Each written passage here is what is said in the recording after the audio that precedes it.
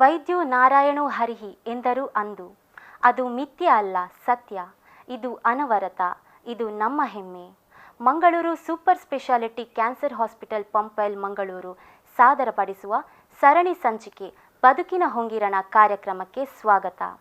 ಇತ್ತೀಚಿನ ದಿನಗಳಲ್ಲಿ ಈ ಕ್ಯಾನ್ಸರ್ ಅನ್ನೋದು ಸರ್ವೇ ಸಾಮಾನ್ಯವಾಗಿದೆ. ಈ ಕ್ಯಾನ್ಸರ್ನಲ್ಲಿ ಹಲವಾರು ವಿಧವಾದ ಕ್ಯಾನ್ಸರ್ಗಳಿರುತ್ತದೆ. ಅದರಲ್ಲಿ ನಾವಿವತ್ತು ಮೂತ್ರಕೋಶದ ಕ್ಯಾನ್ಸರ್ನ ಬಗ್ಗೆ ಒಂದಿಷ್ಟು ಮಾಹಿತಿಯನ್ನು ಎಂಐಒ ಕ್ಯಾನ್ಸರ್ ಹಾಸ್ಪಿಟಲ್ನ ನಿರ್ದೇಶಕರಾದ ಹಾಗೂ radiation oncologist doctor Sanath Hegde ಅವರಿಗೆ ನಮ್ಮ ಈ ಕಾರ್ಯಕ್ರಮಕ್ಕೆ ಸ್ವಾಗತ. ಸರ್ ನಮಸ್ತೆ. ನಮಸ್ತೆ ಅಮ್ಮ. ಕ್ಯಾನ್ಸರ್ಗಳಲ್ಲಿ ಹಲವಾರು ವಿಧವಾದ ಕ್ಯಾನ್ಸರ್ಗಳಿರುತ್ತದೆ. ಅದರಲ್ಲಿ ನಾವಿವತ್ತು ಮೂತ್ರಕೋಶದ ಕ್ಯಾನ್ಸರ್ನ ಬಗ್ಗೆ ತಿಳಿದುಕೊಳ್ಳುವ. ಹಾಗಾದರೆ ಈ ಮೂತ್ರಕೋಶ ಅಂದ್ರೇನು ಸರ್? ಮತ್ತು ಈ ಮೂತ್ರಪಿಂಡ ಅಂದ್ರೇನು? ಮೂತ್ರಕೋಶ ಅಂದರೆ ನಾವು ಯುರಿನರಿ ಬ್ಲ್ಯಾಡರ್ ಅಂತ ಹೇಳ್ತೇವೆ ಇಂಗ್ಲೀಷಿನಲ್ಲಿ. ಅದೇ ಮೂತ್ರಪಿಂಡ ಅಂದರೆ ಕಿಡ್ನಿ ಅಂತ ಹೇಳ್ತೇವೆ, ಇಲ್ಲದ್ರೆ ಮೂತ್ರಜನಕಾಂಗ. ಈಗ ಈ ಎರಡು ಆರ್ಗನ್ಗಳು ಬೇರೆ ಬೇರೆ, ಈ ಎರಡು ಬೇರೆ ಬೇರೆ ಅಂಗಗಳು. ಇದು ಮೂತ್ರಪಿಂಡದಲ್ಲಿ ಏನಂದರೆ ರಕ್ತವನ್ನು ಶುದ್ಧೀಕರಿಸುವಂತಹ ಒಂದು ಬಹುಮುಖ್ಯವಾದ ಒಂದು ಆರ್ಗನ್ ನಮ್ಮ ದೇಹದಲ್ಲಿ. ಇದು ಏನು ಮಾಡ್ತದೆ ಅಂದರೆ ರಕ್ತವನ್ನು ಸೋಸಿ ಅಥವಾ ಪ್ಯೂರಿಫೈ ಮಾಡ್ತದೆ. ಪ್ಯೂರಿಫೈ ಮಾಡಿ ಮೂತ್ರವನ್ನು ಉಂಟು ಮಾಡ್ತದೆ. ಈ ಮೂತ್ರ ಎರಡು ನಾಳಗಳಿವೆ, ಯುರಿಟರ್ಸ್ ಅಂತ ಹೇಳ್ತೇವೆ ನಾವು, ಮೂತ್ರ ನಾಳಗಳು ಅಂತ ಹೇಳ್ತೇವೆ. ಅದರ ಮೂಲಕ ಕೆಳಗೆ ಬಂದು ಮೂತ್ರಕೋಶದಲ್ಲಿ ಬಂದು ಶೇಖರ ಆಗ್ತದೆ. ಈ ಮೂತ್ರಕೋಶ ಅಂದರೆ ಒಂದು ಸಣ್ಣ ಚೀಲದ ಥರ, ಮಸ್ಕ್ಯುಲರ್ ಬ್ಯಾಗ್. ಅದು ಎಲ್ಲಿ ಇದೆ ಅಂದರೆ ನಮ್ಮ ಸೊಂಟದ ಈ ಎಲುಬಿನ ಒಂದು ಈ ಕೇಸ್ ಉಂಟು, ಎಲುಬಿದ್ದು ಒಂದು ರಕ್ಷಣೆ ಇದೆ, ಅದರ ಹಿಂದುಗಡೆ ಇರ್ತದೆ, ಅದರ ಒಳಗಡೆ ಇರ್ತದೆ. ಇದು ನಮ್ಮ ಹೊಟ್ಟೆಯ ಕೆಳಭಾಗದಲ್ಲಿ ಇರುವಂಥ ಇನ್ನೊಂದು ಅಂಗ. ಈ ಮೂತ್ರಕೋಶದಲ್ಲಿ ಒಮ್ಮೆ ಮೂತ್ರ ಶೇಖರಿಸಿದ ಮೇಲೆ ನಮಗೆ ಅದು ಆ ಒಂದು ಫೀಲಿಂಗ್ ಬರ್ತದೆ, ನಮಗೆ ಮೂತ್ರ ಬರ್ತಾ ಇದೆ ಅಂತ. ಹಾಗೆ ನಾವು ಅದನ್ನು ಮೂತ್ರವನ್ನು ಹೊರಗೆ ಬಿಡ್ತಾ ಇದ್ದೇವೆ. ಈಗ ಮೂತ್ರಪಿಂಡದಲ್ಲಿ ಕ್ಯಾನ್ಸರ್ ಬರ್ಬೋದು, ನಿಮಗೆ ಮೂತ್ರನಾಳದಲ್ಲಿ ಬರ್ಬೋದು, ಮೂತ್ರಕೋಶದಲ್ಲಿ ಬರ್ಬೋದು. ಈ ಮೂರೂ ಕಡೆಯಲ್ಲಿ ನಿಮಗೆ ಕ್ಯಾನ್ಸರ್ ಬರುವಂತಹ ಸಂಭವ ಇದೆ ಒಬ್ಬ ಮನುಷ್ಯನ ಜೀವನದಲ್ಲಿ. ಹಾಗಾಗಿ ಇವತ್ತು ನಾವು ಮೂತ್ರಕೋಶದ ಬಗ್ಗೆ ಮಾತಾಡೋದಾದರೆ ಅದರ ಬಗ್ಗೆ ನಿಮಗೆ ಏನು ತಿಳ್ಕೊಳ್ಬೇಕಂತ ಇದೆ ಅದನ್ನು ನೀವು ಕೇಳ್ಬೋದು, ಅದರ ಬಗ್ಗೆ ನಾನು ಹೇಳ್ತೇನೆ. ಸೊ ಹಾಗಾದರೆ ಈ ಮೂತ್ರಕೋಶದ ಕ್ಯಾನ್ಸರ್ ಅಂದ್ರೇನು ಸರ್? ಮೂತ್ರಕೋಶದ ಕ್ಯಾನ್ಸರ್ ಅಂದರೆ, ಮೂತ್ರಕೋಶ ಅಂದರೆ ನಾನು ಹೇಳಿದ್ದೇನೆ ಒಂದು ಮಸ್ಕ್ಯುಲರ್ ಆರ್ಗನ್ ಆಗಿ, ಅದು ಸಣ್ಣ ಬ್ಯಾಗಿನಾಗಿ. ಅದರ ಒಳಗೆ ಒಳ ಪದರಿನಿಂದ ನಾವು ಅದಕ್ಕೊಂದು ಎಪಿಥೀಲಿಯಲ್ ಲೈನಿಂಗ್ ಬರ್ತದೆ, ಟ್ರಾನ್ಸಿಷನಲ್ ಸೆಲ್ ಲೈನಿಂಗ್ ಅಂತ ಹೇಳ್ತೇವೆ ನಾವು. ಈ ಒಳ ಪದರಿನಿಂದ ಉಂಟಾಗುವಂಥ ಕ್ಯಾನ್ಸರ್ ಮೇಯ್ನ್ ಅದು ಮೂತ್ರಕೋಶದ ಕ್ಯಾನ್ಸರ್ ಅಂತ ಹೇಳ್ತೇವೆ. ಇದರಲ್ಲಿ ನಿಮಗೆ ಮಸ್ಕ್ಯುಲರ್ ಪಾರ್ಟಿಂದ ಸಹ ಕ್ಯಾನ್ಸರ್ ಬರ್ಬೋದು, ಅದು ಬೇರೆ. ಆದರೆ ಹೆಚ್ಚಾಗಿ ಬರೋದು ಮೂತ್ರಕೋಶದ ಒಳಪದರಿನಿಂದ ಬರುವಂತಹ ಅರ್ಬುದ ಟ್ಯೂಮರಿಗೆ ನಾವು ಮೂತ್ರಕೋಶದ ಕ್ಯಾನ್ಸರ್ ಅಂತ ಹೇಳ್ತೇವೆ ನಾವು. ಹಾಗಾದರೆ ಈ ಮೂತ್ರಕೋಶದ ಕ್ಯಾನ್ಸರ್ ನಮ್ಮ ಜಾಗತಿಕವಾಗಿ ಯಾವ ಪ್ರಮಾಣದಲ್ಲಿದೆ ಈಗ? ಈ ಮೂತ್ರಕೋಶದ ಕ್ಯಾನ್ಸರ್ ಈಗ ನಾವು ಒಂದು 10 ಟಾಪ್ ಕ್ಯಾನ್ಸರ್ಗಳನ್ನು ಹಿಡಿದ್ರೆ ಇದು ಸಾಧಾರಣ ಒಂದು 9ನೇ ಇಲ್ಲದ್ರೆ 10ನೇ ಸ್ಥಾನದಲ್ಲಿ ಇದೆ. ಜಾಗತಿಕವಾಗಿ ನೋಡಿದರೆ ಎಲ್ಲ ಕ್ಯಾನ್ಸರ್ಗಳಲ್ಲಿ ಸಾಧಾರಣ 2.9 ಅಥವಾ ಅರೌಂಡ್ 3% ಕ್ಯಾನ್ಸರ್ಗಳು ನಮ್ಮ ಮೂತ್ರಕೋಶದ ಕ್ಯಾನ್ಸರ್ ಆಗಿರ್ತದೆ. ಜಾಗತಿಕವಾಗಿ ಪ್ರತಿ ವರ್ಷ ಸಾಧಾರಣ 5.5 ಲಕ್ಷ ಜನ ಹೊಸ ರೋಗಿಗಳು ಉಂಟಾಗ್ತದೆ ಈ ಕ್ಯಾನ್ಸರಿಂದಾಗಿ. ಅದೇ ನಾವು ಇಂಡಿಯಾಕ್ಕೆ ಬಂದರೆ, ನಾವು ಈಗ ಜಾಗತಿಕವಾಗಿ ನಾನು ನಿಮಗೆ ಹೇಳಿದೆ, ಆದರೆ ಇಂಡಿಯಾದ್ದು ನಮ್ಮ ಸ್ಥಿತಿಗತಿ ನೋಡಿದರೆ ಸಾಧಾರಣ ಒಂದು 80,000-90,000 ಜನ ನಮ್ಮ ಇಂಡಿಯನ್ ಪಾಪ್ಯುಲೇಷನ್ನಲ್ಲಿ ಬ್ಲ್ಯಾಡರ್ ಕ್ಯಾನ್ಸರಿಂದ ಪ್ರತಿ ವರ್ಷ ಹೊಸ ರೋಗಿಗಳು ಉಂಟಾಗ್ತಾರೆ. ಅದೇ ನೀವು ಕರ್ನಾಟಕದಲ್ಲಿ ನೋಡಿದರೆ ಸಾಧಾರಣ ಒಂದು 3,500ದಿಂದ ಸಾಧಾರಣ 4,500 ಜನರು ಈ ಕಾಯಿಲೆ ಹೊಸ ರೋಗಿಗಳು ಉಂಟಾಗ್ತಾರೆ. ನಮ್ಮ ಸೌತ್ ಕೇಂದ್ರ ಅಂದರೆ ಈಗ ನೀವು ನಮ್ಮ ಉಡುಪಿ ಮತ್ತು ಮಂಗಳೂರು ಈ 2 ಜಿಲ್ಲೆಗಳನ್ನು ಇದು ಮಾಡಿದರೆ ಸಾಧಾರಣ ಒಂದು 150-200 ಕೇಸು ಪ್ರತಿ ವರ್ಷ ಹೊಸ ಕೇಸುಗಳು ಉಂಟಾಗ್ತದೆ. ಸರ್ ಹಾಗಾದರೆ ಈ ಕ್ಯಾನ್ಸರ್ಗೆ ಕಾರಣವೇನು? ಅದರ ರಿಸ್ಕ್ ಫ್ಯಾಕ್ಟರ್ ಯಾವ ರೀತಿಯಾಗಿರ್ತದೆ? ಎಲ್ಲ ಕ್ಯಾನ್ಸರ್ ಥರ ಈ ಮೂತ್ರಕೋಶದ ಕ್ಯಾನ್ಸರಿಗೆ ಸಹ ನಿಮಗೆ ನಿರ್ದಿಷ್ಟವಾದ ಕಾರಣ ಒಂದು ಇಲ್ಲ. ಈಗ ಇದೇ ನಿರ್ದಿಷ್ಟ ಕಾರಣದಿಂದಾಗಿ ಈ ಕಾಯಿಲೆ ಬಂದಿದೆ ಅಂತ ಹೇಳಲಿಕ್ಕೆ ಕಷ್ಟ. ಆದರೆ ಕೆಲವು ನೀವು ಹೇಳಿದಾಗೆ ರಿಸ್ಕ್ ಫ್ಯಾಕ್ಟರ್ಸ್ ಇದೆ. ಆ ರಿಸ್ಕ್ ಫ್ಯಾಕ್ಟರ್ನಿಂದಾಗಿ ಬರುವಂತಹ ಸಂಭವ ಜಾಸ್ತಿ ಅಂತ ಹೇಳ್ಬೋದು. ಈಗ ನಮ್ಮ ಜೀವನ ಶೈಲಿಯಲ್ಲಿ ನಾವು ಸ್ಮೋಕಿಂಗ್ ಮಾಡ್ತೇವೆ, ಧೂಮಪಾನ ಮಾಡದೇ ಇರುವವರಿಗಿಂತ ಧೂಮಪಾನ ಮಾಡುವವರಲ್ಲಿ ಈ ಕ್ಯಾನ್ಸರ್ ಜಾಸ್ತಿ ಬರ್ತದೆ. ಯೂಶ್ವಲಿ ಸಾಧಾರಣ 7-8 ಪಟ್ಟು ಜಾಸ್ತಿ ಧೂಮಪಾನ ಮಾಡುವವರಲ್ಲಿ ಈ ಕ್ಯಾನ್ಸರ್ ಕಂಡುಬರುತ್ತದೆ ಅಂತ.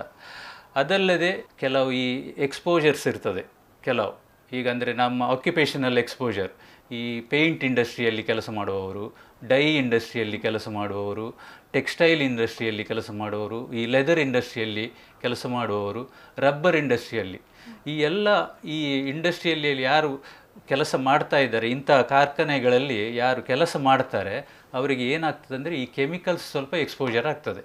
ಈ ಕೆಮಿಕಲ್ಸ್ ಎಕ್ಸ್ಪೋಜರ್ ಆದ ಕೂಡಲೇ ಅವರಿಗೆ ಆ ಕೆಮಿಕಲ್ಸು ಕಿಡ್ನಿ ಶುದ್ಧೀಕರಣ ಮಾಡುವಾಗ ಅದು ಯೂರಿನ್ನಲ್ಲಿ ಸೆಕ್ರೀಟ್ ಆಗ್ತದೆ, ಅದು ಹೋಗಿ ಬ್ಲ್ಯಾಡರಲ್ಲಿ ಹೋಗಿ ಶೇಖರಗೊಳ್ತದೆ.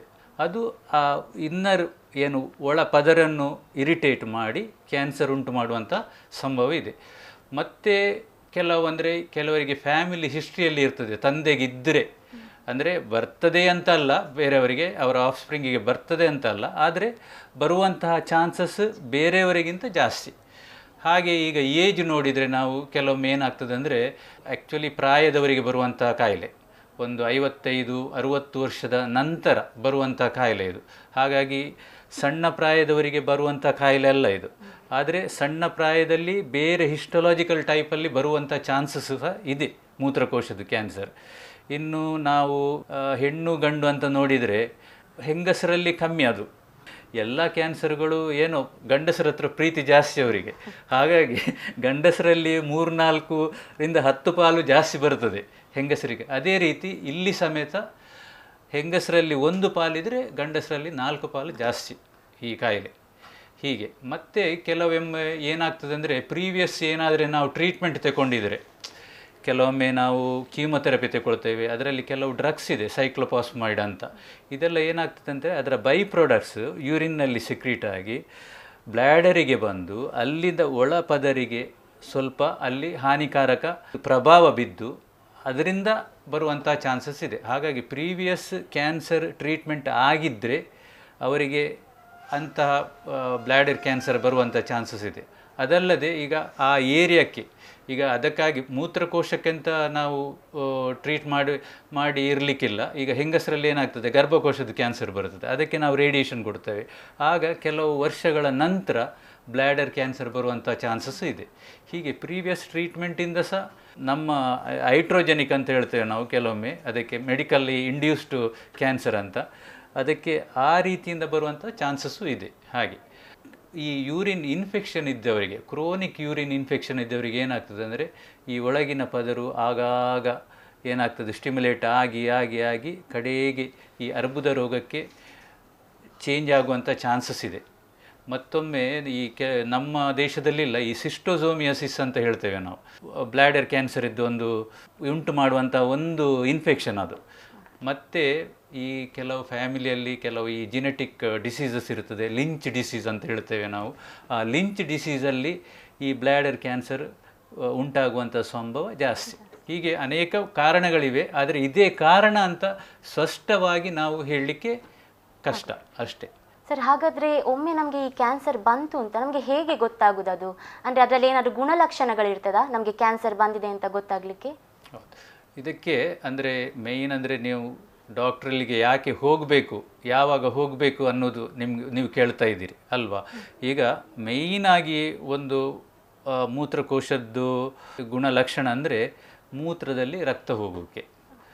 ನಿಮ್ಮ ರಕ್ತ ಈಗ ಕೆಂಪಾಗಿದ್ದರೆ ಅಥವಾ ಈಗ ನೀವು ಈ ಪಾನೀಯಗಳಿದ್ದೇವಲ್ಲ, ಈ ಕೋಲಾ ಅಂಥದ್ದೆಲ್ಲ ಆ ನಮೂನೆ ಕಲ್ಲರ್ ಬಂದಿದ್ದರೆ, ಸ್ವಲ್ಪ ಡಾರ್ಕ್ ಕಲ್ಲರ್ ಇದ್ದರೆ, ಯೂರಿನಿದ್ದು ಕಲ್ಲರ್ ಇದ್ದರೆ ಕೂಡಲೇ ಡಾಕ್ಟ್ರನ್ನು ಹೋಗಿ ಕನ್ಸಲ್ಟ್ ಮಾಡೋದು ಉತ್ತಮ.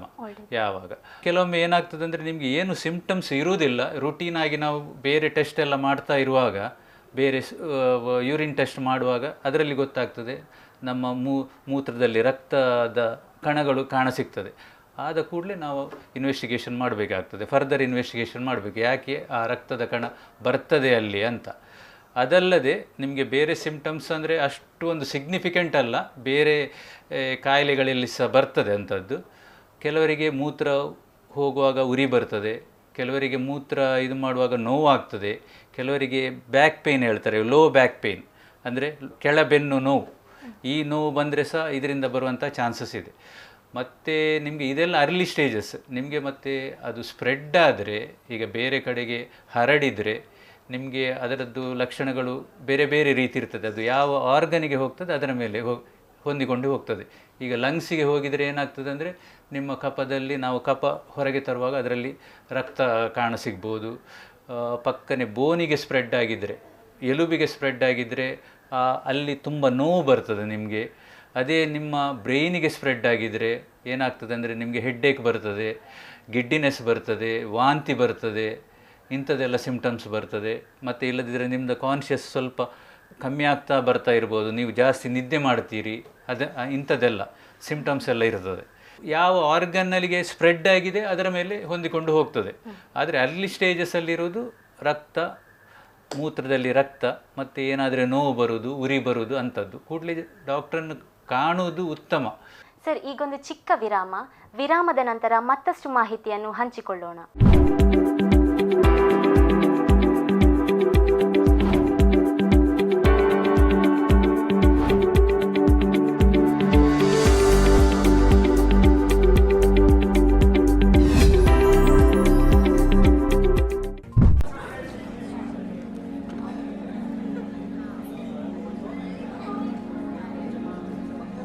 ಸಿಗರೇಟ್ ನಿಮ್ಮ ಜೀವನದಲ್ಲಿ ಎಲ್ಲವನ್ನೂ ಸುಡುತ್ತೆ.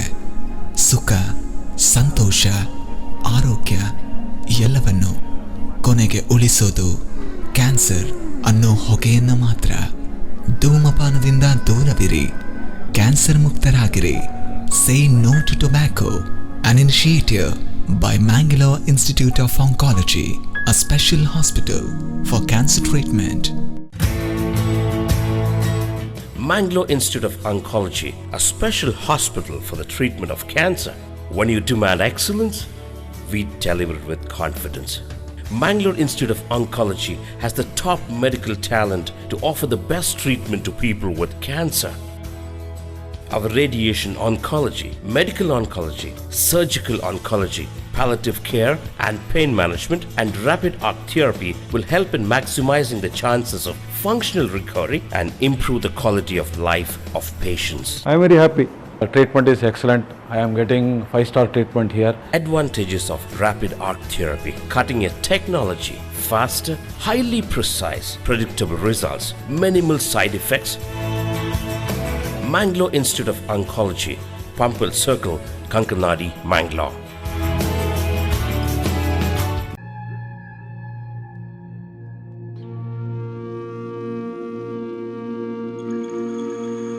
ನೀವು ತಿಕ್ತಾ ಇರೋದು ತಂಬಾಕನ್ನಲ್ಲ, ನಿಮ್ಮ ಜೀವನವನ್ನ ಸಾವಿನ ದವಡೆಗೆ ತಳ್ಳದಿರಿ. ತಂಬಾಕಿನಿಂದ ದೂರವಿರಿ, ಕ್ಯಾನ್ಸರ್ ಮುಕ್ತರಾಗಿರಿ. Say no to tobacco, an initiative by Mangalore Institute of Oncology, a special hospital for cancer treatment.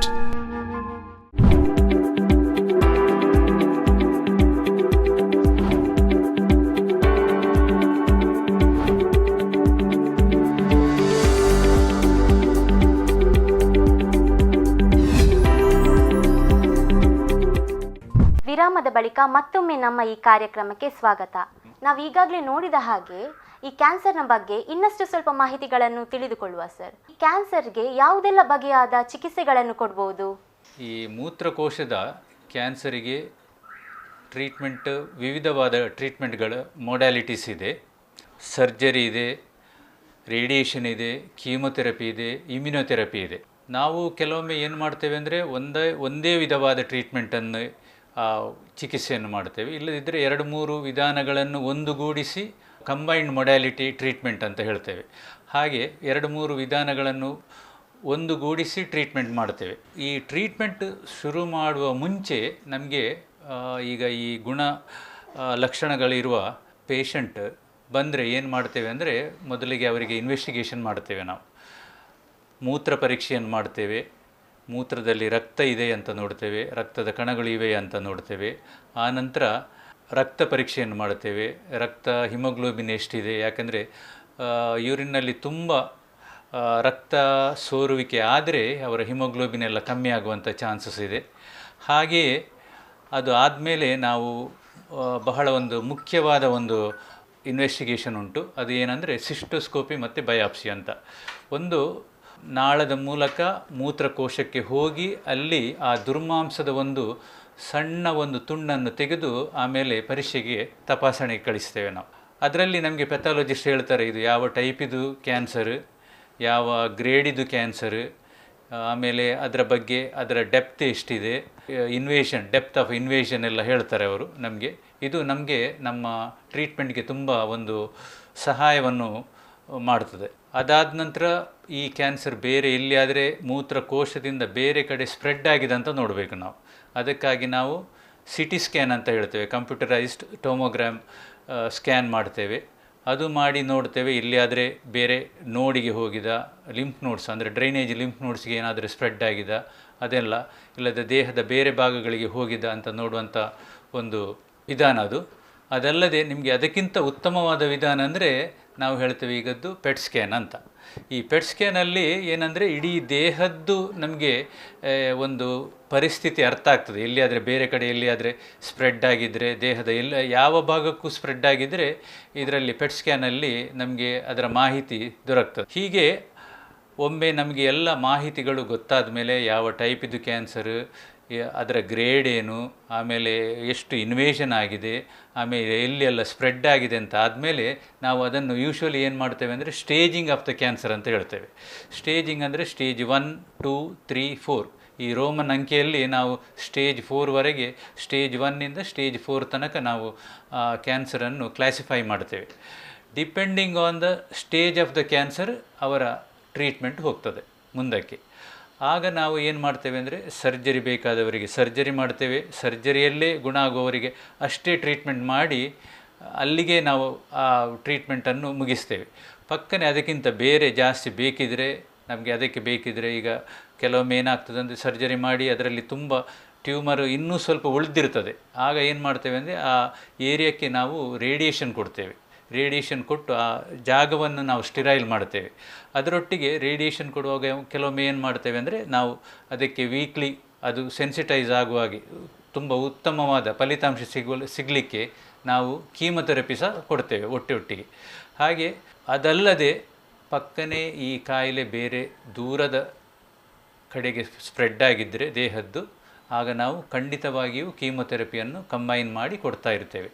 ಇದಲ್ಲದೆ ಮುಂದಕ್ಕೆ ಈ ಕಾಯಿಲೆ ಬರಬಾರ್ದು ಅನ್ನುವಂತಹ ಒಂದು ಉದ್ದೇಶ ಇಟ್ಟುಕೊಂಡು ನಾವು ಇಮ್ಯುನೊಥೆರಪಿಯನ್ನು ಮಾಡುವಂತಹ ಚಾನ್ಸಸ್ ಇದೆ. ಇದೆಲ್ಲ ನೋಡುವಾಗ ಬಹಳ ಒಂದು ಉತ್ತಮವಾದ ಚಿಕಿತ್ಸಾ ಕ್ರಮಗಳು ಈ ಬ್ಲ್ಯಾಡರ್ ಕ್ಯಾನ್ಸರಿಗೆ ಇದೆ. ಹಾಗಾಗಿ ಈ ಬ್ಲ್ಯಾಡರ್ ಕ್ಯಾನ್ಸರಿಂದ ಗುಣ ಆಗುವಂತಹ ಚಾನ್ಸಸ್ ತುಂಬ ಉತ್ತಮ ಅಂತ ನಾವು ಹೇಳ್ಬೋದು. ಸರ್, ಹಾಗಾದರೆ ನೀವು ಹೇಳಿದಾಗೆ ಈ ರೀತಿಯಾದ ಎಲ್ಲ ಚಿಕಿತ್ಸಾ ವಿಧಾನಗಳನ್ನು ಕೊಟ್ಟಾದ ನಂತರ ಆ ರೋಗಿ ಸಂಪೂರ್ಣವಾಗಿ ಗುಣಮುಖರಾಗ್ತಾರಾ?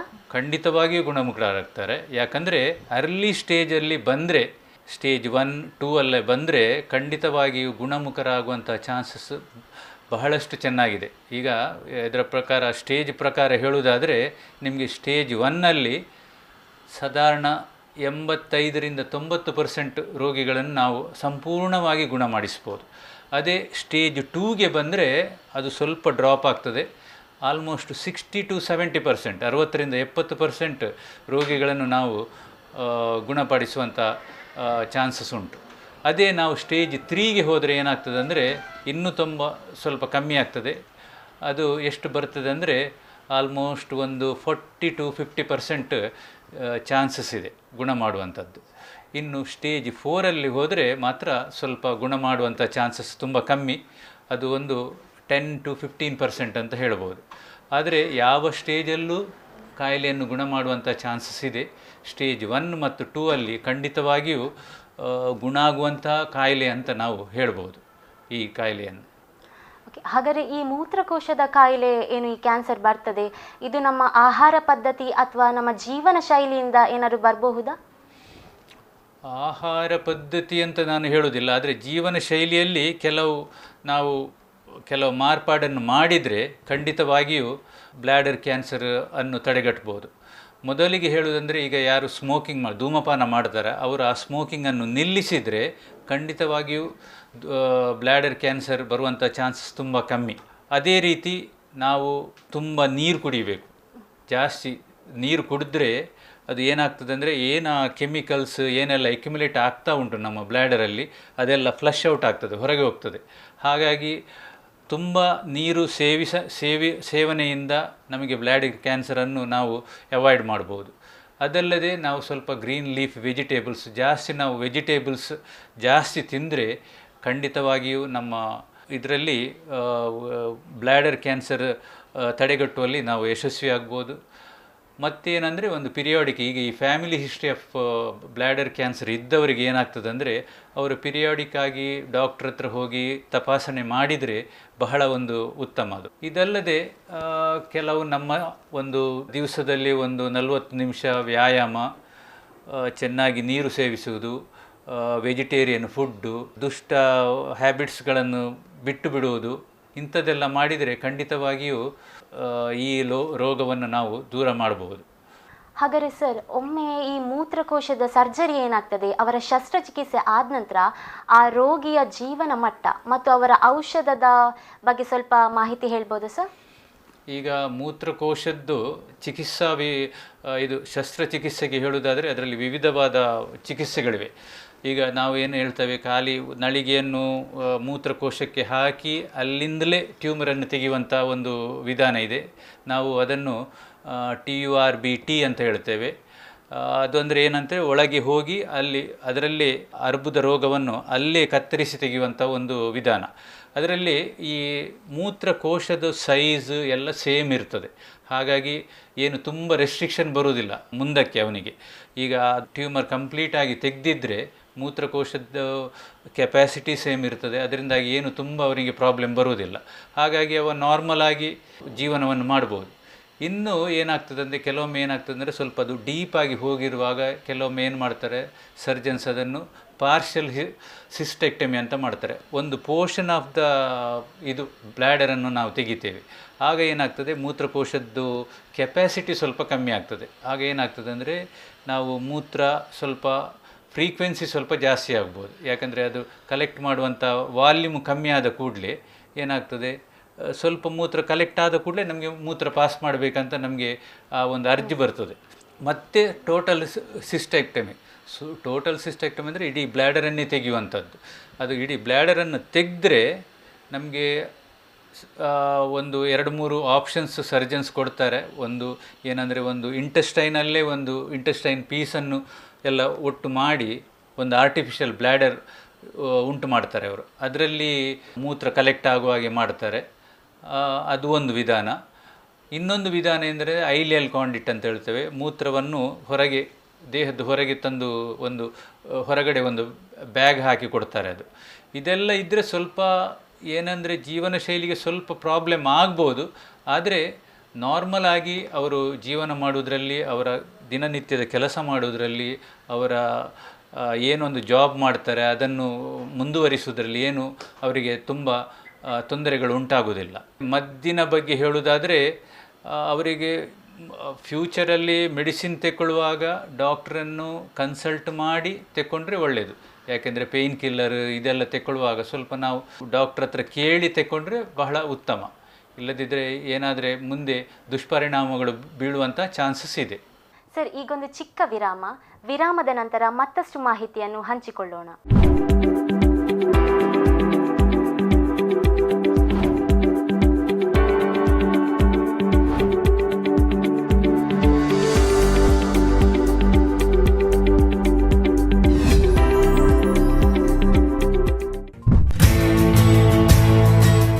Mangalore Institute of Oncology, a special hospital for the treatment of cancer.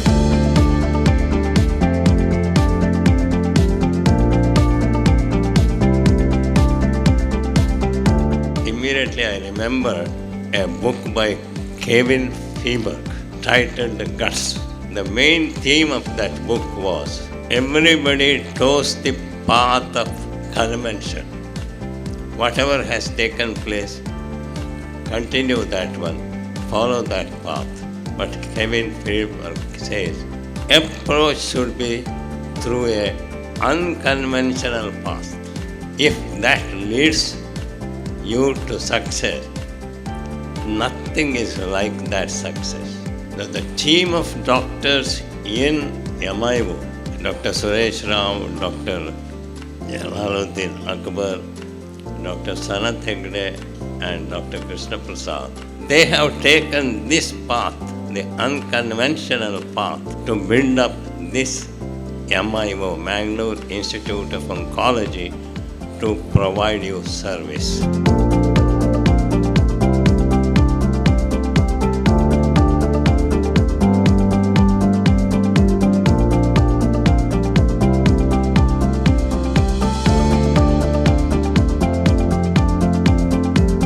Doctor Suresh Rao ಒಳ್ಳೆಯ ಯಂಗ್ಸ್ಟರ್ ಟೀಮ್ಗಳನ್ನು ಜಲಾಲುದ್ದೀನ್ ಅಕ್ಬರ್ ಇದ್ದಾರೆ, ಸನತ್ ಹೆಗಡೆ ಅವರಿದ್ದಾರೆ, ಕೃಷ್ಣ ಪ್ರಸಾದ್ ಇದ್ದಾರೆ, ಇವರೆಲ್ಲ ಸೇರ್ಕೊಂಡು ಮತ್ತೆ ಹೆಸರು ಹೇಳಿದು ಹೇಳಲಿಕ್ಕೆ ಹೋದರೆ ದೊಡ್ಡ ತಂಡ ಇದೆ.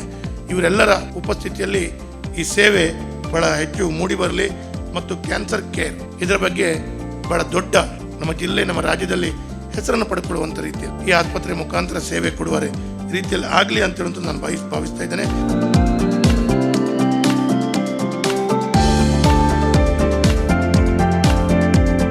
Again, in MIO, we are treating 1,000 patients a year. It's not that my intention was to treat that many patients, but circumstances was that we had to do that. So we thought we'll utilize that to provide some schemes, health schemes, because we also find difficulty when patients come with difficulty in paying the bills. So instead of being random and giving one person, not giving somebody else, so we categorized this APL scheme, BPL scheme in Kerala, etc. Cancer treatment to be successful is multimodal and teamwork. Then we have to focus on caregiver stress. So now our main focus is patient. That's all. We are thinking about patient. We forget that there are individuals around him who is psychologically stressed, taking care of him. Sometimes we are totally unable to understand their feelings and what they are going through. And also we have to make oncology treatment simple, clear goals, ethical, and cost effective. So we are working towards these three: cancer prevention, caregiver stress, and having clear goals to make it less costly. Mangalore Institute of Oncology, a special hospital for cancer treatment.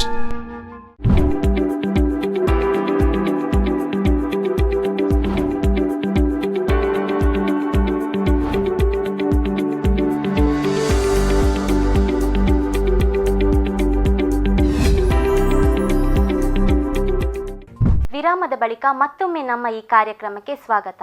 Sir, ಈ ರೋಗದಲ್ಲಿ ಏನಾದರೂ ಲಿಂಗ ಪ್ರಭೇದವಿದೆಯಾ? ಅಂದರೆ ಈ ಸ್ತ್ರೀ cancer, ಪುರುಷ cancer, ಅಂದರೆ ಬೇಗವಾಗಿ ಅದು ಹರಡ್ತಾ ಇದ್ದರೆ ಸ್ತ್ರೀ ಕ್ಯಾನ್ಸರ್ ಹೇಳ್ತಾರೆ ಕೆಲವರು, ಆ ಥರ ಏನಾದರೂ ಇದೆಯಾ ಸರ್? ನಾವು ನಿಜ ಹೇಳೋದಾದರೆ ಆ ಥರದ್ದು ಭೇದವಿಲ್ಲ. ನಾವು ಏನು ಮಾಡ್ತೇವೆ ಅಂದರೆ, ಯೂಶ್ವಲಿ ಪೆಥಾಲಜಿಸ್ಟ್ ಏನು ಮಾಡ್ತಾರೆ ಅಂದರೆ ಅದನ್ನು ಗ್ರೇಡಿಂಗ್ ಮಾಡ್ತಾರೆ ಅವರು. ಸ್ಟೇಜ್ 1 to 4 ಅಂತ ಗ್ರೇಡಿಂಗ್.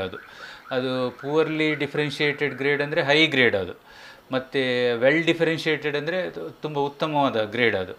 ಇದು ಉತ್ತಮವಾದ ಕ್ಯಾನ್ಸರಿಂದ ನಿಮಗೆ ಈವನ್ ಟ್ರೀಟ್ಮೆಂಟ್ ಸಹ ಬೆಟರ್, ಮತ್ತು ಅದರಿಂದ ನಮಗೆ ಗುಣಮುಖರಾಗುವಂಥ ಚಾನ್ಸಸ್ ಸಹ ಹೈ. ಅದು ಪೂರ್ಲಿ ಡಿಫ್ರೆನ್ಷಿಯೇಟೆಡ್ ಆದರೆ ಏನಾಗ್ತದೆ ಅಂದರೆ ಅದರಲ್ಲಿ ಸ್ವಲ್ಪ ಈ ಚಾನ್ಸಸ್ ಎಲ್ಲ ತುಂಬ ಕಮ್ಮಿ ಆಗ್ತದೆ. ಅದಲ್ಲದೆ ಪೂರ್ಲಿ ಡಿಫ್ರೆನ್ಷಿಯೇಟೆಡ್ ಏನು ಮಾಡ್ತದೆ ಅಂದರೆ ಬೇರೆ ಕಡೆ ಸ್ಪ್ರೆಡ್ ಆಗೋದು ಬೇಗ. ಹಾಗಾಗಿ ಏನಾಗ್ತದೆ, ಅದಕ್ಕೆ ಬೇರೆ ಎಲ್ಲ ಟ್ರೀಟ್ಮೆಂಟ್ ನಾವು ಕೊಡ್ತಾ ಹೋಗಬೇಕಾಗಿ ಬರ್ತದೆ. ಪ್ರಾಬಬ್ಲಿ ಸ್ತ್ರೀ ಮತ್ತು ಪುರುಷ ಇದಕ್ಕೆ ನನಗೆ ಆಗ್ತದೆ, ಜನರ ಅದರ ಬಗ್ಗೆ ಹೇಳ್ತಾ ಇರ್ಬೋದು. ಹೈ ಗ್ರೇಡಿಗೆ ಒಂದು ಲಿಂಗವನ್ನು ಕೊಟ್ಟಿದ್ದಾರೆ, ಲೋ ಗ್ರೇಡಿಗೆ ಇನ್ನೊಂದು ಲಿಂಗ ಹೆಸರನ್ನು ಕೊಟ್ಟಿರಬೇಕು ಅವರು. ಸರ್, ಹಾಗಾದರೆ ಈ ಒಂದು ಮೂತ್ರಕೋಶದ ಕ್ಯಾನ್ಸರ್ ಬರದ ಹಾಗೆ ನಾವೇನಾದರೂ ಮುನ್ನೆಚ್ಚರಿಕೆಯನ್ನು ವಹಿಸ್ಕೊಳ್ಬಹುದಾ? ಮುನ್ನೆಚ್ಚರಿಕೆ ಅಂತ ಅದುವೇ ನಾನು ಈಗ ಜೀವನ ಶೈಲಿಯಲ್ಲಿ ಹೇಳಿದಲ್ಲ ನಿಮಗೆ, ಸ್ವಲ್ಪ ಜೀವನದಲ್ಲಿ ನಾವು ನೀರು ಸೇವಿಸುವುದನ್ನು ಜಾಸ್ತಿ ಮಾಡ್ಬೋದು. ಮತ್ತು ಅದುವೇ ನಮ್ಮ ಹಿರಿಯರಲ್ಲಿ ಬ್ಲ್ಯಾಡರ್ ಕ್ಯಾನ್ಸರ್, ನಮ್ಮ ಫ್ಯಾಮಿಲಿಯಲ್ಲಿ ಬ್ಲ್ಯಾಡರ್ ಕ್ಯಾನ್ಸರ್ ಇದ್ದರೆ ಖಂಡಿತವಾಗಿಯೂ ನಾವು ಪಿರಿಯಾಡಿಕ್ ಆಗಿ ಡಾಕ್ಟ್ರನ್ನು ಕಾಣುವುದು ಉತ್ತಮ. ಸಿಂಪಲ್ ಟೆಸ್ಟ್ ಏನು ಜಾಸ್ತಿ ಏನು ಮಾಡಬೇಕಂತ ಇಲ್ಲ, ಒಂದು ಅಲ್ಟ್ರಾಸೌಂಡು, ಒಂದು ಯೂರಿನ್ ಟೆಸ್ಟ್ ಎಲ್ಲ ಮಾಡಲಿಕ್ಕೆ ಇರೋದು. ಅದೊಂದು ಮಾಡ್ತಾ ಇದ್ದರೆ ನಮಗೆ ಅರ್ಲಿ ಸ್ಟೇಜಲ್ಲಿ ಕ್ಯಾನ್ಸರನ್ನು ಕಂಡು ಹುಡುಕ್ಬೋದು. ನಮ್ಮ ಜೀವನ ಶೈಲಿ ಅಂದರೆ ಈ ಸ್ಮೋಕಿಂಗನ್ನು ನಿಲ್ಲಿಸಬೇಕು. ಸ್ಮೋಕಿಂಗ್ ನಿಲ್ಲಿಸಿದರೆ ನಿಮಗೆ ಸಾಧಾರಣ 90% ಆಫ್ ದ ಬ್ಲ್ಯಾಡರ್ ಕ್ಯಾನ್ಸರ್ಸನ್ನು ಅವಾಯ್ಡ್ ಮಾಡ್ಬೋದು. ಮತ್ತು ನಿಮ್ಮ ವೃತ್ತಿಯನ್ನು ನಿಮಗೆ ಚೇಂಜ್ ಮಾಡಲಿಕ್ಕೆ ಕಷ್ಟ. ಈಗ ನೀವು ರಬ್ಬರ್ ಇಂಡಸ್ಟ್ರಿಯಲ್ಲಿ ಆಗಲಿ, ಲೆದರ್ ಫ್ಯಾಕ್ಟ್ರಿಯಲ್ಲಿ ಆಗಲಿ, ಅಥವಾ ಎಲ್ಲಿಯಾದರೆ ಟೆಕ್ಸ್ಟೈಲ್ ಇಂಡಸ್ಟ್ರಿಯಲ್ಲಿ ನೀವು ಕೆಲಸ ಮಾಡ್ತಾ ಇದ್ದರೆ ನಿಮಗೆ ಅಲ್ಲಿ ನೀವು ಕೆಲಸ ಮಾಡಬಾರ್ದು ಅಂತ ಹೇಳಿದರೆ ಕಷ್ಟ ಆಗ್ತದೆ. ಆದರೆ ಏನಂದರೆ ಅಲ್ಲಿ ನೀವು ಆಗುವಂತಹ ಈ ಕೆಮಿಕಲ್ಸಿಗೆ ಎಕ್ಸ್ಪೋಸ್ ಆಗುವುದನ್ನು ತಡೆಗಟ್ಟುವಲ್ಲಿ ನಾವು ಏನಾದರೆ ಬೇಕಾದ ಒಂದು ನಾವು ಪ್ರಕ್ರಿಯೆಯನ್ನು ಮಾಡಿಕೊಳ್ಬೇಕಾಗ್ತದೆ. ಆದಷ್ಟು ಅದನ್ನು ಅವಾಯ್ಡ್ ಮಾಡುವಂತೆ ನೋಡಬೇಕಷ್ಟೇ. ಸರ್, ನಮ್ಮ MIOನ ಬಗ್ಗೆ ಒಂದು ಸಂಕ್ಷಿಪ್ತ ನೋಟ ಮತ್ತೊಂದು ಸಾಮಾಜಿಕ ಸಂದೇಶವನ್ನು ಹೇಳ್ಬೋದಾ ಸರ್? MIO ಈಗಾಗಲೇ ಸಾಧಾರಣ 1 ದಶಕದಿಂದ ಅವಿಭಾಜಿತ ಈ ದಕ್ಷಿಣ ಕನ್ನಡದಲ್ಲಿ ಕ್ಯಾನ್ಸರ್ನ ಬಹಳ ಒಂದು ಉತ್ತಮವಾದ ಸೇವೆಯನ್ನು ಸಲ್ಲಿಸ್ತಾ ಬರ್ತಾ ಇದ್ದೇವೆ ನಾವು. ಈ ಒಂದು ಸೆಂಟರಲ್ಲಿ ನಮ್ಮಲ್ಲಿ ಕ್ಯಾನ್ಸರಿಗೆ ಬೇಕಾದಂತಹ ಎಲ್ಲ ಫೆಸಿಲಿಟೀಸ್ಗಳಿದೆ. ನಾನೇ ಆಗಾಗಲೇ ಹೇಳಿದ್ದೆ ನಿಮಗೆ, ಪೆಟ್ ಸ್ಕ್ಯಾನ್, CT ಸ್ಕ್ಯಾನ್ ಅಂತ ಇದೆಲ್ಲ ನಮ್ಮ ಸೆಂಟರಲ್ಲಿ ಇದೆ. ಹಾಗಾಗಿ ರೋಗಿ ತಪಾಸಣೆಗೆ ಬಂದರೆ ಒಂದೇ ಸ್ಥಳದಲ್ಲಿ ಎಲ್ಲ ತಪಾಸಣೆಗಳನ್ನು ಮಾಡಿ ರೋಗಿಯ ಇನ್ವೆಸ್ಟಿಗೇಷನ್ ಎಲ್ಲ ಬಹಳ ಒಂದು ಅಚ್ಚುಕಟ್ಟಾಗಿ ಮಾಡುವಂತಹ ಒಂದು ಕಾರ್ಯಕ್ರಮ ನಮ್ಮಲ್ಲಿ ನಾವು ರೂಪಿಸಿಕೊಂಡಿದ್ದೇವೆ. ಹಾಗಾಗಿ ಅಲ್ಲಿ ತಜ್ಞರಾದ ವೈದ್ಯರಿದ್ದಾರೆ, ತಜ್ಞರಾದ ದಾದಿಯರಿದ್ದಾರೆ, ಅಲ್ಲದೆ ಪ್ಯಾರಾಕ್ಲಿನಿಕಲ್ ಸ್ಟಾಫ್ ತುಂಬ ಮಂದಿ ಬಹಳ ಒಂದು ಒಳ್ಳೆಯ ಪರಿಣಿತಿ ಹೊಂದಿದವರಿದ್ದಾರೆ. ಇವರೆಲ್ಲರೂ ಬಹಳ ಒಂದು ಸಹಯೋಗದಿಂದ, ಬಹಳ ಒಂದು ಕೋಆರ್ಡಿನೇಷನ್ನಿಂದ ಈ ರೋಗಿಯನ್ನು ಬಹಳ ಉತ್ತಮ ರೀತಿಯಿಂದ ಒಂದು ಸೇವಾ ಭಾವನೆಯಿಂದ ಅವರನ್ನು ನಾವು ಉಪಚರಿಸ್ತೇವೆ. ಹಾಗೆ ಅದಕ್ಕೆ ಬೇಕಾದ ಒಂದು ಏನು ಅವರ ಟ್ರೀಟ್ಮೆಂಟ್ ಬಗ್ಗೆ, ಅದರ ಬಗ್ಗೆ ವಿವರವಾಗಿ ಅವರಿಗೆ ನಾವು ಹೇಳುವಂತಹ ಒಂದು ನಮ್ಮಲ್ಲಿ ವಿಧಾನಗಳಿವೆ. ಹಾಗಾಗಿ ಅವರ ಪೇಷಂಟ್ಗಳಿಗೆ ಹಾಗೂ ಪೇಷಂಟ್ ಪಾರ್ಟಿಗಳಿಗೆ ಅದರ ಪ್ರೋಗ್ನೋಸಿಸ್, ಅದರ ಟ್ರೀಟ್ಮೆಂಟ್, ಅದರ ಎಷ್ಟು ಹಣ ಖರ್ಚಾಗ್ಬೋದು ಇದರ ಬಗ್ಗೆ ಎಲ್ಲ ಮೊದಲಿಗೆ ನಾವು ಅವರಿಗೆ ಅದರ ಬಗ್ಗೆ ಒಂದು ತಿಳುವಳಿಕೆಯನ್ನು ಕೊಡ್ತೇವೆ. ಅದಲ್ಲದೆ ನಮ್ಮಲ್ಲಿ ಆಯುಷ್ಮಾನ್ ಕಾರ್ಡು ಪಡೆದು ಬಂದವರಂತಹ ರೋಗಿಗಳು ಹಲವಾರಿದ್ದಾರೆ. ನಮ್ಮಲ್ಲಿ ಸುಮಾರು ಆಲ್ಮೋಸ್ಟು ನನಗೆ ಆಗ್ತದೆ ಸಾಧಾರಣ 60-70% ಜನ ಆಯುಷ್ಮಾನ್ ಕಾರ್ಡ್ ಹೊಂದಿದವರಿದ್ದಾರೆ. ಅವರಿಗೆಲ್ಲ ನಾವು ಫ್ರೀಯಾಗಿ ಟ್ರೀಟ್ಮೆಂಟ್ ಕೊಡ್ತಾ ಇದ್ದೇವೆ. ಅವರಿಗೆ ಉಳ್ಕೊಳ್ಳಿಕ್ಕೆ ಸ್ಥಳ ಕೊಡ್ತಾ ಇದ್ದೇವೆ, ಅವರಿಗೆ ಔಷಧಿಯನ್ನು ಕೊಡ್ತಾ ಇದ್ದೇವೆ, ಅವರಿಗೆ ಎಲ್ಲ ಟ್ರೀಟ್ಮೆಂಟ್ಗಳನ್ನು ಕೊಡ್ತಾ ಇದ್ದೇವೆ. ಹಾಗೆಯೇ ಅವರಿಗೆ ಹೋಗಲಿಕ್ಕೆ ಬರಲಿಕ್ಕೆ ಅವರಿಗೆ ಕನ್ವೆನ್ಸ್ ಚಾರ್ಜಸ್ ಕೊಡ್ತಾ ಇದ್ದೇವೆ. ಅವರು ಇರುವ ತನಕ, ಟ್ರೀಟ್ಮೆಂಟ್ ಆಗುವ ತನಕ ಅವರಿಗೆ ಆಹಾರವನ್ನು ಸಹ ನಾವು ಒದಗಿಸ್ತೇವೆ. ಹೀಗೆ ಎಲ್ಲ ರೀತಿಯಲ್ಲಿ ಸಹ ರೋಗಿಯೇ ನಮಗೆ ಒಂದು ಮುಖ್ಯ. ನಮ್ಮ ಮೇಯ್ನ್ ಏಮ್ ಅಂದರೆ ಕ್ಯೂರ್ ಕ್ಯಾನ್ಸರ್ ಅಂತ. ಕ್ಯಾನ್ಸರನ್ನು ಕ್ಯೂರ್ ಮಾಡುವಂತಹ ಒಂದು ಸೇವಾ ಭಾವನೆಯನ್ನು ನಾವೆಲ್ಲ ಹುಟ್ಟಿಕೊಂಡಿದ್ದೇವೆ. ನಮ್ಮ ಸ್ಟಾಫ್ನವರು ಸಹ ಹಾಗೆ ಇದ್ದಾರೆ, ಹಾಗೆ ನಮ್ಮ ವೈದ್ಯರು ಹಾಗೆ ಇದ್ದಾರೆ, ದಾದಿಯರು ಇದ್ದಾರೆ. ಏನಂದರೆ ಜನರಿಗೆ ಒಂದು ಉತ್ತಮವಾದ ಸೇವೆಯನ್ನು ತಲುಪಿಸುವಲ್ಲಿ ನಾವು ಇಷ್ಟರ ತನಕ ಬಹಳಷ್ಟು ಪ್ರಯತ್ನ ಪಡ್ತಾ ಇದ್ದೇವೆ. ಈಗಲೂ ಅದನ್ನು ಮುಂದುವರಿಸಿಕೊಂಡು ಹೋಗಬೇಕಂತ ನಾನು ಹೇಳ್ತಾ ಇದ್ದೆ. ಸರ್, ಒಮ್ಮೆ ಇಲ್ಲಿಗೆ ರೋಗಿಗಳು ಬಂದು ಅವರ ಟ್ರೀಟ್ಮೆಂಟನ್ನು ತೆಗೆದುಕೊಂಡ ನಂತರ ಅವರಿಗೇನಾದ್ರು ಕಿವಿ ಮಾತು ಹೇಳಲಿಕ್ಕೆ ಇಷ್ಟಪಡ್ತೀರಾ ಸರ್? ಅವರಿಗೆ ಯೂಶ್ವಲಿ ಏನು ಹೇಳ್ತೇವೆ ಅಂದರೆ, ಅವರು ನಾವು ಹೇಳಿದ್ದ ಏನು ಇನ್ಸ್ಟ್ರಕ್ಷನ್ ನಾವು ಕೊಡ್ತೇವೆ, ಅಡ್ವೈಸ್ ಕೊಡ್ತೇವೆ, ಅದನ್ನು ಚೆನ್ನಾಗಿ ಪಾಲಿಸಿಕೊಂಡು ಹೋಗಬೇಕು. ಮತ್ತು ನಾವು ಅವರನ್ನು ತಪಾಸಣೆಗೆ ಆಗಾಗ ಕರೀತೇವೆ. ಇನಿಷಿಯಲಿ ಆದರೆ ತಿಂಗಳು ಹೇಳ್ಬೋದು, ಆಮೇಲೆ 2 ತಿಂಗಳಿಗೊಮ್ಮೆ ಹೇಳ್ಬೋದು, ಮತ್ತು ಹಾಗೆ 3 ತಿಂಗಳಿಗೊಮ್ಮೆ, 6 ತಿಂಗಳಿಗೊಮ್ಮೆ ಅವರನ್ನು ಬರಲಿಕ್ಕೆ ಹೇಳ್ತೇವೆ. ಆಮೇಲೆ ಒಮ್ಮೆ 5 ವರ್ಷದ ನಂತರ ಅವರು ತಪಾಸಣೆಗೆ ಬರುವಂತಹ ಪ್ರಮೇಯ ಇರುವುದಿಲ್ಲ. ಮತ್ತು ಅವರ ಆಹಾರದಲ್ಲಿ ಏನು ನಾವು ವ್ಯತ್ಯಾಸ ಮಾಡಬೇಕು ಅದನ್ನು ಸಹ ನಾವು ಅವರಿಗೆ ಹೇಳಿಕೊಡ್ತೇವೆ. ನಮ್ಮಲ್ಲಿ ಅದಕ್ಕೆ ಅಂತವೇ ಡಯಟಿಷಿಯನ್ ಬೇರೆ ಇದ್ದಾರೆ, ಎಕ್ಸ್ಪರ್ಟ್ ಇದ್ದಾರೆ, ಅವರು ಅದರ ಬಗ್ಗೆ ಮಾಹಿತಿಯನ್ನು ಕೊಡ್ತಾರೆ. ಹಾಗೆ ಔಷಧಿಗಳು ಎಷ್ಟು ದಿವಸ ತಗೊಳ್ಬೇಕು, ಯಾವಾಗ ಎಲ್ಲ ತಗೊಳ್ಬೇಕು ಅದರ ಬಗ್ಗೆ ಹೇಳುವವರು ನಮ್ಮಲ್ಲಿ ಸಿಬ್ಬಂದಿಯವರು ಇದ್ದಾರೆ. ಅದಕ್ಕೆ ಹೀಗೆ ನಾವು ಹೇಳಿದ್ದಂಥ ಏನು ಒಂದು ಇನ್ಸ್ಟ್ರಕ್ಷನ್ ಇದೆ ಅದನ್ನು ಫಾಲೋ ಮಾಡಿದರೆ ಜೀವನ ಮಟ್ಟ ಖಂಡಿತವಾಗಿ ಅವರಿಗೆ ಕಾಪಾಡಲಿಕ್ಕೆ ಆಗ್ತದೆ. ಸರ್, ಒಮ್ಮೆ ಇಲ್ಲಿಗೆ ಪೇಷಂಟ್ ಬಂದು ಟ್ರೀಟ್ಮೆಂಟ್ ತಗೊಂಡ ನಂತರ ಅಥವಾ ಟ್ರೀಟ್ಮೆಂಟ್ ತಗೊಳ್ತಿರುವಾಗ ಅವರಿಗೆ ಅದೇ ಕಾಯಿಲೆ ಪುನಃ ಬರುವ ಚಾನ್ಸಸ್ ಏನಾದ್ರು ಇರ್ತದೆ ಸರ್? ಟ್ರೀಟ್ಮೆಂಟ್ ಕೊಡುವಾಗ ಬರುವಂಥದ್ದು ಬಹಳ ಕಮ್ಮಿ, ಆದರೆ ಟ್ರೀಟ್ಮೆಂಟ್ ಆಗಿ ಅವರು ತಪಾಸಣೆಗೆ ಬರ್ತಾರೆ, ಫಾಲೋಅಪ್ಪಿಗೆ ಬರುವಾಗ ರಿಲ್ಯಾಪ್ಸ್ ಆಗುವಂಥ ಚಾನ್ಸಸ್ ಇದೆ ಯಾವಾಗಲೂ. ಈಗ ಸಾಧಾರಣ ನಾನು ಹೇಳೋದಾದರೆ ಸಾಧಾರಣ ಈಗ ಒಂದು 100% ಅಂತ ಹಿಡಿದರೆ ಕ್ಯಾನ್ಸರಲ್ಲಿ, ಅದರಲ್ಲಿ ಒಂದು 30-40% ಕ್ಯಾನ್ಸರನ್ನು ನಾವು ಕಂಪ್ಲೀಟ್ ಗುಣ ಮಾಡಲಿಕ್ಕೆ ಆಗ್ತದೆ. ಉಳಿದ 30%ಅಲ್ಲಿ ಏನಂದರೆ ಒಳ್ಳೆ ಕ್ವಾಲಿಟಿ ಆಫ್ ಲೈಫ್ ಕೊಡ್ತೇವೆ ನಾವು. ಅದೇ ಇನ್ನೊಂದು ಉಳಿದ 30% ಏನಾಗ್ತದೆ ಅಂದರೆ ಅವರಿಗೆ ನಾವು ಅವರ ಜೀವನದಲ್ಲಿ ಏನೆಲ್ಲ ಸಿಂಪ್ಟಮ್ಸ್ ಇದ್ದೇ ಅದನ್ನು ನಾವು ಕಮ್ಮಿ ಮಾಡಿ, ಅವರಿಗೆ ನೋವಿದ್ದರೆ ಅದನ್ನು ನೋವು ಕಮ್ಮಿ ಮಾಡುವುದು, ಅವರಿಗೆ ಆಹಾರ ತಗೊಳ್ಳಿಕ್ಕೆ ಆಗದಿದ್ದರೆ ಅದಕ್ಕೆ ಬೇರೆ ಆಲ್ಟರ್ನೇಟ್ ಆಗಿ ಆಹಾರ ಕೊಡುವಂಥ ಒಂದು ವಿಧಾನ, ಇಂಥದ್ದನ್ನೆಲ್ಲ ಮಾಡಿಕೊಡ್ಬೋದು. ಹಾಗಾಗಿ ಸಾಧಾರಣ ಈಗಿನ ಈ ಒಂದು ಪರಿಸ್ಥಿತಿಯಲ್ಲಿ ಸಾಧಾರಣ 40-42% ಕ್ಯಾನ್ಸರನ್ನು ಗುಣ ಮಾಡ್ಬೋದು. ಉಳಿದ 30% ಅವರ ಜೀವನ ಶೈಲಿಯಿಂದ, ಅವರನ್ನು ಉತ್ತಮವಾದ ಜೀವನ ಮಟ್ಟದಿಂದ ಸಾಧಾರಣ ಅವರಿಗೆ ಲಾಂಜಿವಿಟಿ ಕೊಡಲಿಕ್ಕೆ ಆಗ್ತದೆ. ತುಂಬ ವರ್ಷ ಬದುಕುವವರೆಗೆ ಅವರನ್ನು ಮುಂದೆ ಕೊಂಡೋಗ್ಬೋದು. ಹಾಗೆ ಉಳಿದ 30%ಗೆ ಮಾತ್ರ ಸ್ವಲ್ಪ ಅವರ ಏನು ಸಿಂಪ್ಟಮ್ಸ್ ಇದೆ ಅದನ್ನು ಮಾತ್ರ ಟ್ರೀಟ್ಮೆಂಟ್ ಮಾಡಲಿಕ್ಕೆ ಆಗ್ತದೆ. ಹಾಗೆ ಸರ್, ಕೊನೆಯದಾಗಿ ನಮ್ಮ ವೀಕ್ಷಕರಿಗೆ ಏನು ಹೇಳಲಿಕ್ಕೆ ಇಷ್ಟಪಡ್ತೀರಿ? ಕ್ಯಾನ್ಸರ್ ಅಂದರೆ ಭಯಪಡಬೇಕಂತ ಏನಿಲ್ಲ. ಅದರಲ್ಲೂ ಮೂತ್ರಕೋಶದ ಬಗ್ಗೆ ಹೇಳುವುದಾದರೆ ಇರುವುದೇ ಎಲ್ಲ ಕ್ಯಾನ್ಸರ್ಗಳಲ್ಲಿ ಇದೊಂದು 3% ಕ್ಯಾನ್ಸರ್ ಅಂತ ಹೇಳ್ಬೋದು ಎಲ್ಲ ಕ್ಯಾನ್ಸರ್ಗಳಲ್ಲಿ. ಅದರಲ್ಲಿ ಸಹ ಸಾಧಾರಣ ತುಂಬ ನಾನು ಹೇಳಿದೆ ಸ್ಟೇಜ್ 1 ಸ್ಟೇಜ್ 2 ಅಲ್ಲಿ ಸಾಧಾರಣ 70-90% ಸ್ಟೇಜ್ 1 ಆ್ಯಂಡ್ 2 ಅಲ್ಲಿ. ಮತ್ತು ಅದೇ ಸ್ಟೇಜ್ 3-4ಗೆ ಬಂದರೆ ಮಾತ್ರ ಸ್ವಲ್ಪ ಪ್ರೋಗ್ನೋಸಿಸ್ ಅಷ್ಟು ಒಳ್ಳೆ ಇರುವುದಿಲ್ಲ. ಆದರೆ ಒಟ್ಟಾರೆ ನೋಡಿದರೆ ನಮಗೆ ಅಷ್ಟೇನು ಭಯಪಡಬೇಕಂತ ಏನು ನನಗೆ ಅನಿಸೋದಿಲ್ಲ. ಮತ್ತು ಒಮ್ಮೆ ಟ್ರೀಟ್ಮೆಂಟ್ ಆದರೆ ಸಹ ಅವರಿಗೆ ನಾರ್ಮಲ್ ಜೀವನ ಮಾಡುವಂತಹ ಒಂದು ಸಂಭವ ಇದೆ. ಯಾಕಂದರೆ ಅವರಿಗಿಂದ ನಮ್ಮ ಟ್ರೀಟ್ಮೆಂಟಿಂದಾಗಿ ಅವರಿಗೆ ಏನೂ ಒಂದು ತೊಂದರೆಗಳು ಉಂಟಾಗೋದಿಲ್ಲ. ಮೊದಲಿಗೆ ಟ್ರೀಟ್ಮೆಂಟ್ ಆಗುವಾಗ ಮಾತ್ರ ಸ್ವಲ್ಪ ಆಹಾರ ಶೈಲಿಯಲ್ಲಿ ಸ್ವಲ್ಪ ಚೇಂಜ್ ಮಾಡಬೇಕಾಗ್ತದೆ.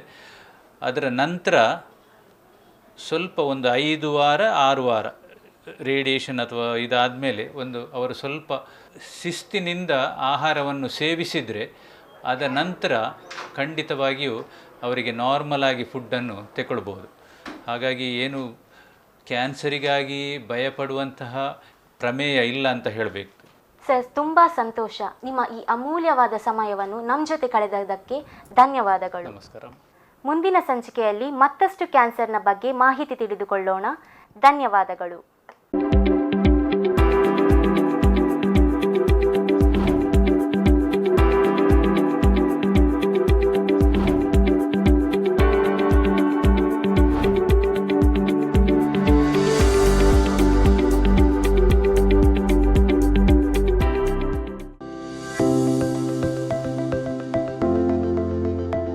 Mangaluru institute of oncology MIO cancer speciality ಆಸ್ಪತ್ರೆ ಮಂಗಳೂರು ಇಲ್ಲಿನ ಖ್ಯಾತ ಶಸ್ತ್ರಚಿಕಿತ್ಸಕರಾದ ಡಾಕ್ಟರ್ ಜಲಾಲುದ್ದೀನ್ ಅಕ್ಬರ್ ಮತ್ತವರ ತಂಡ ವ್ಯಕ್ತಿಯೋರ್ವರ ಹೊಟ್ಟೆಯಲ್ಲಿ ವಿಸ್ತಾರವಾಗಿ ಬೆಳೆದಿದ್ದ 10 kg ತೂಕದ ಬೃಹತ್ ಗಡ್ಡೆಯನ್ನು ಶಸ್ತ್ರಚಿಕಿತ್ಸೆಯ ಮೂಲಕ ಯಶಸ್ವಿಯಾಗಿ ಹೊರತೆಗೆಯಿತು.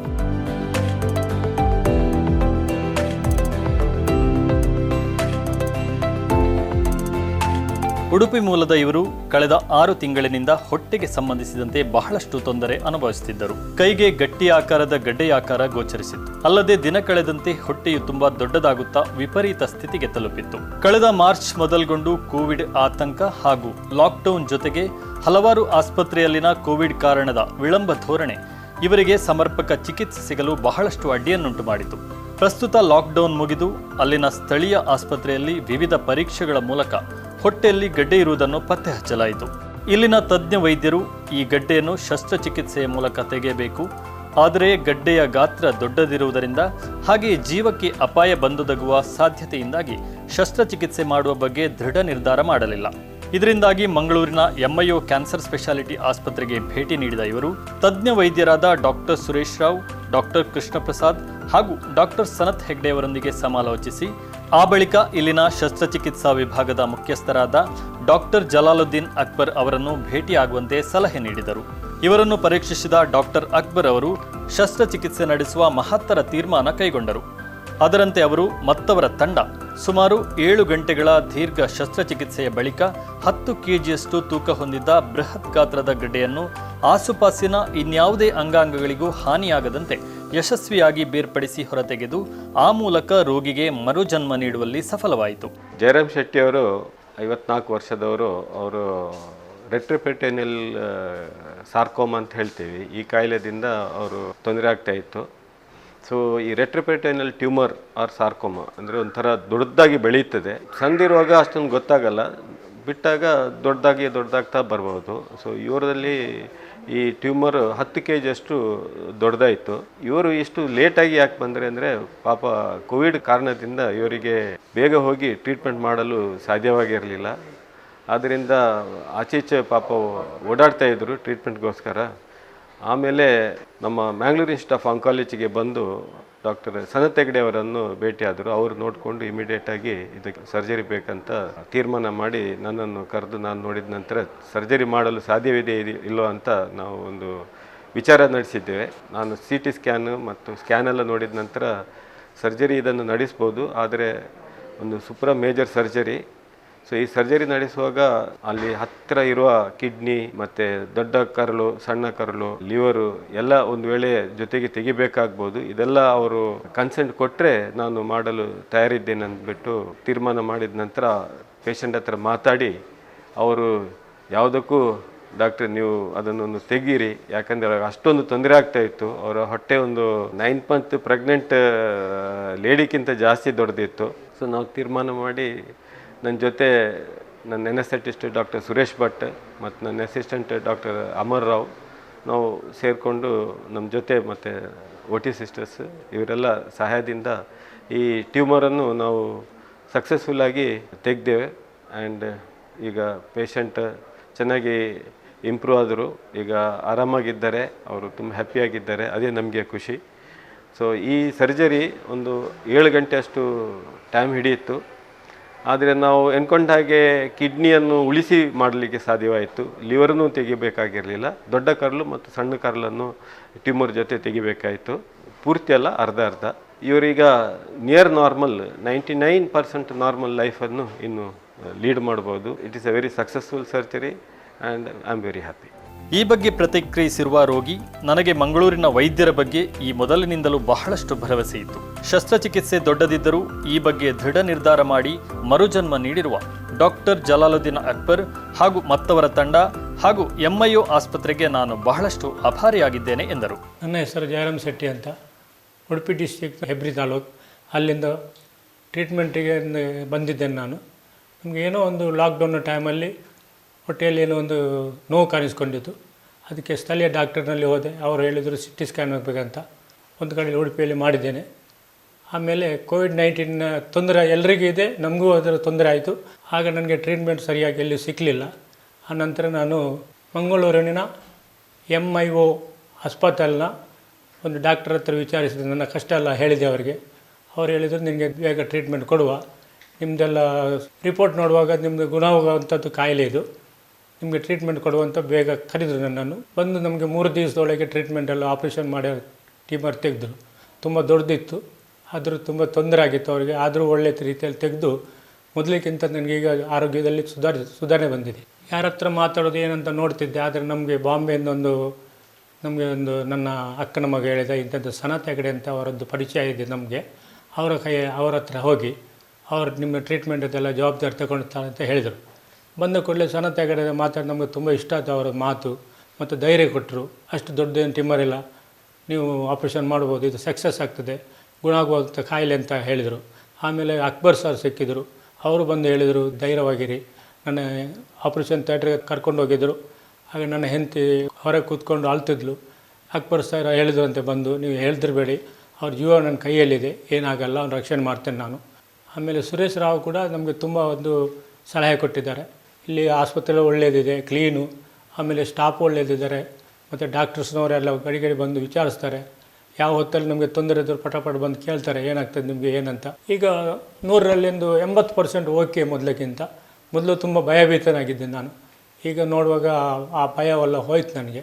ಟ್ಯೂಮರ್ ಎಷ್ಟು ದೊಡ್ಡದು ಟ್ಯೂಮರ್ ಇತ್ತು, ಆ ಟ್ಯೂಮರ್ ಹೇಗೆ ತೆಗಿತಾರೆ ಅಂತ ನನಗೆ ಟೆನ್ಷನ್ ಇತ್ತು. ಕಮ್ಮಿ ಅಂದರೆ ಡಾಕ್ಟರ್ ಹೇಳ್ತಾ ಇದ್ದಾರೆ 10 ಕಿಲೋ ಇರ್ಬೋದು ಅಂತ. ಆ 10 ಕಿಲೋನ ಹೊತ್ಕೊಂಡು ನೀವು ಇಷ್ಟು ದಿವಸ ಕಷ್ಟಪಟ್ಟಿದ್ದೀರಿ, ಇಷ್ಟೆಲ್ಲ ಅಲ್ಲಿ ಶ್ರಮ ಪಡ್ತಿದ್ದೀರಿ, ಅಲ್ಲಿ ಟ್ರೀಟ್ಮೆಂಟಿಗೆ ಹೇಗೆ ನೀವು ಮಾಡ್ತಿದ್ದೀರಿ ಅಂತ ನಮಗೆ ಆಶ್ಚರ್ಯ ಆಗ್ತಿತ್ತು ಅಂತ ಹೇಳ್ತಿದ್ರು ಡಾಕ್ಟ್ರು. ನಾವು ಈ ಕೋವಿಡ್-19 ವಜಹ ಉದ್ಯೋಗ ವಿದ್ಯೆಲ್ಲ ಕಳ್ಕೊಂಡಿದ್ದೇವೆ. ಈ ಟ್ರೀಟ್ಮೆಂಟ್ಗೆ ಏನು ಮಾಡೋದು ಅಂತ ತುಂಬ ತೊಂದರೆ ಇತ್ತು ನಮಗೆ. ಆದ್ದರಿಂದ ಇಲ್ಲಿ ಬಂದ ಕೂಡಲೇ ಹೇಳಿದರು, ಆಯುಷ್ಮಾನ್ ಕಾರ್ಡ್ ಉಂಟಾ ನಿಮ್ಮ ಹತ್ರ, ಸುರಕ್ಷೆ ಉಂಟಾ, ಮತ್ತು BPL APL ಕಾರ್ಡ್ ಅಂತ, ನಾಳೆ BPL ಕಾರ್ಡ್ ಅಂತ, ಇದರಲ್ಲಿ ತುಂಬ ಅನುಕೂಲ ಆಗುವ ಅಂದಾಜಿಂದ ಕಾಣ್ತಾ ಬರ್ತಿದ್ದೆ ನನಗೆ. ಇಂಥ ಒಂದು ಕಾಯಿಲೆ, ಇಂಥ ಟ್ಯೂಮರ್ ಬಂದರೆ ಜೀವ ಸಪೋರ್ ಆಗ್ತದೆ, ಹೊಟ್ಟೆ ದೊಡ್ಡದಾಗ್ತದೆ. ಈ ಅನುಭವ ಬಂದ ಕೂಡಲೇ ದುಡ್ಡಿಲ್ಲ, ನಾವು ಟ್ರೀಟ್ಮೆಂಟ್ ಹೇಗೆ ತಗೊಳ್ಳೋದು, ಹೆದರಬಾರ್ದು, ಏನಾಗ್ತದೆ ಏನಂತದ್ದು ಹೆದರುವಂಥ ಅಗತ್ಯ ಏನಿಲ್ಲ. ಹೋಗಿ ಡಾಕ್ಟರನ್ನು ಒಳ್ಳೆ ಡಾಕ್ಟರ್ ಹತ್ರ ಮೀಟ್ ಆಗಿ ಇದನ್ನು ಪ್ರಾಬ್ಲಮ್ ಏನಂತ ಸಾಲ್ವ್ ಮಾಡಿಕೊಂಡು ಎಲ್ಲರೂ ಸಾಲ್ವ್ ಮಾಡ್ಕೊಳ್ಬೇಕಾಗಿ ನಿಮ್ಮ ಹತ್ರ ಕೇಳ್ಕೊಳ್ಳೋದು ನಾನು. ಶಸ್ತ್ರಚಿಕಿತ್ಸೆಯ ನೇತೃತ್ವವನ್ನು ಡಾಕ್ಟರ್ ಜಲಾಲುದ್ದೀನ್ ಅಕ್ಬರ್ ಅವರು ವಹಿಸಿದ್ದು, ತಂಡದಲ್ಲಿ ಡಾಕ್ಟರ್ ಸುರೇಶ್ ಭಟ್, ಡಾಕ್ಟರ್ ಅಮರ್ ರಾವ್ ಪಾಲ್ಗೊಂಡಿದ್ದರು. Mangalore Institute of Oncology, a special hospital for cancer treatment.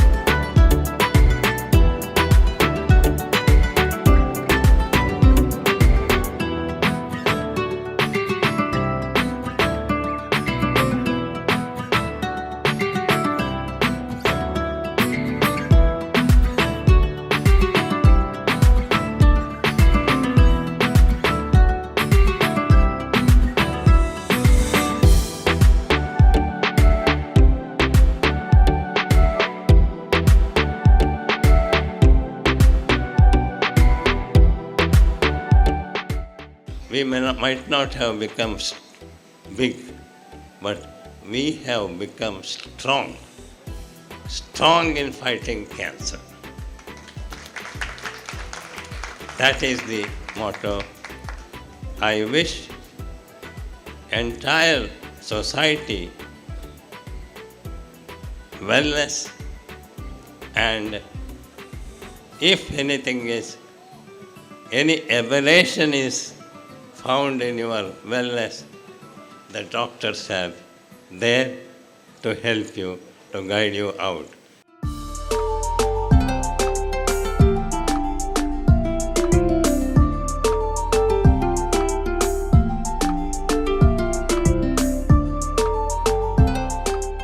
ಇವರೆಲ್ಲರ ಉಪಸ್ಥಿತಿಯಲ್ಲಿ ಈ ಸೇವೆ ಬಹಳ ಹೆಚ್ಚು ಮೂಡಿ ಬರಲಿ ಮತ್ತು ಕ್ಯಾನ್ಸರ್ ಕೇರ್ ಇದರ ಬಗ್ಗೆ ಬಹಳ ದೊಡ್ಡ ನಮ್ಮ ಜಿಲ್ಲೆ, ನಮ್ಮ ರಾಜ್ಯದಲ್ಲಿ ಹೆಸರನ್ನು ಪಡ್ಕೊಳ್ಳುವಂಥ ರೀತಿಯಲ್ಲಿ ಈ ಆಸ್ಪತ್ರೆ ಮುಖಾಂತರ ಸೇವೆ ಕೊಡುವ ರೀತಿಯಲ್ಲಿ ಆಗಲಿ ಅಂತೇಳುವಂಥ ನಾನು ಭಾವಿಸ್ತಾ ಇದ್ದೇನೆ. ಮತ್ತು ಅವರು ಮಾಡಿದಂಥ ಕೇರಳ ಸ್ಕೀಮ್ ಇದು ಕೂಡ ಭಾಳ ಯಶಸ್ಸಾಗಿ ಮೂಡಿ ಬರಲಿ.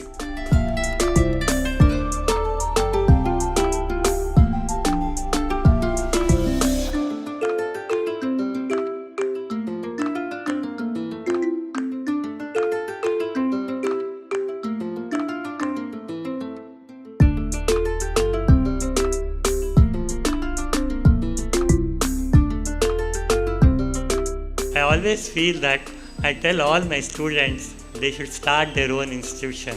They should serve the community. And he is the one person who took up the challenge. I should congratulate him for that, because he is the one who took up the challenge and started the MIO along with other colleagues.